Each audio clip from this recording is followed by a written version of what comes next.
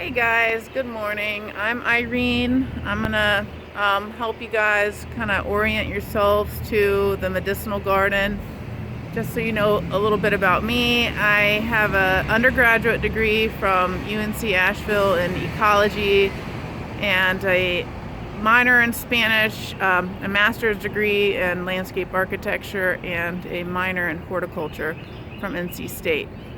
And today I just wanted to talk to you a bit about the common weeds that you're going to see right now. And so this is the one of the most common weeds that we have in the winter. It's called chickweed or Stellaria media, and it actually is edible. I've seen recipes online for pesto. In this instance, it really takes over, which is why we take it out. Otherwise, it chokes out the other plants. This is more of the chickweed mixed in with a lot of the wild geranium, which is one that you want to keep. So just look all around and you'll see it. You'll see it growing kind of everywhere. Here it is mixed in with the thyme. This is another common weed you'll see. It's called Carolina cranesbill or Geranium Carolinianum. And here you can see the difference between the one you're removing, the Carolina geranium, versus the Geranium maculatum, which is really mostly just growing over here by the wall.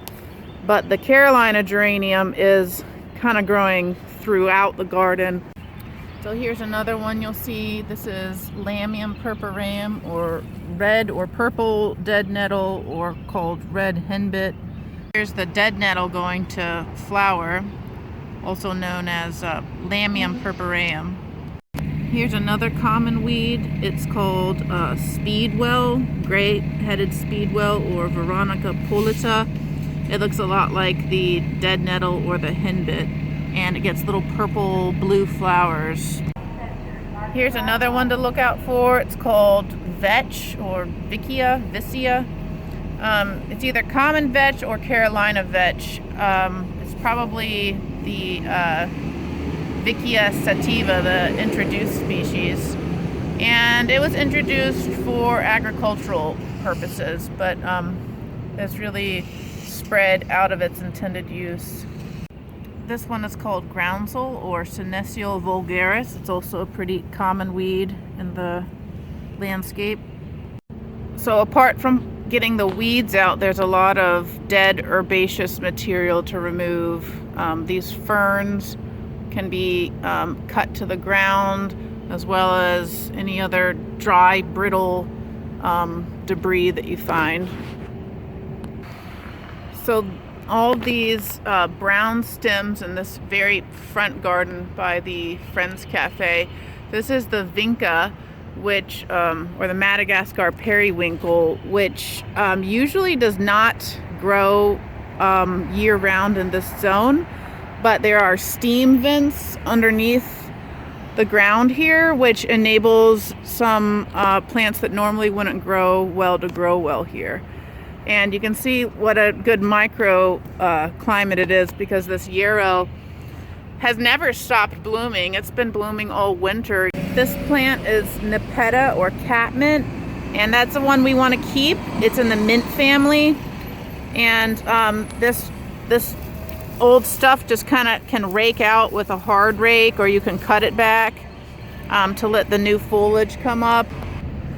This is the oregano, which is growing splendidly in this garden, and I would recommend cutting back the flowering stalks. These are the dead flowering stalks.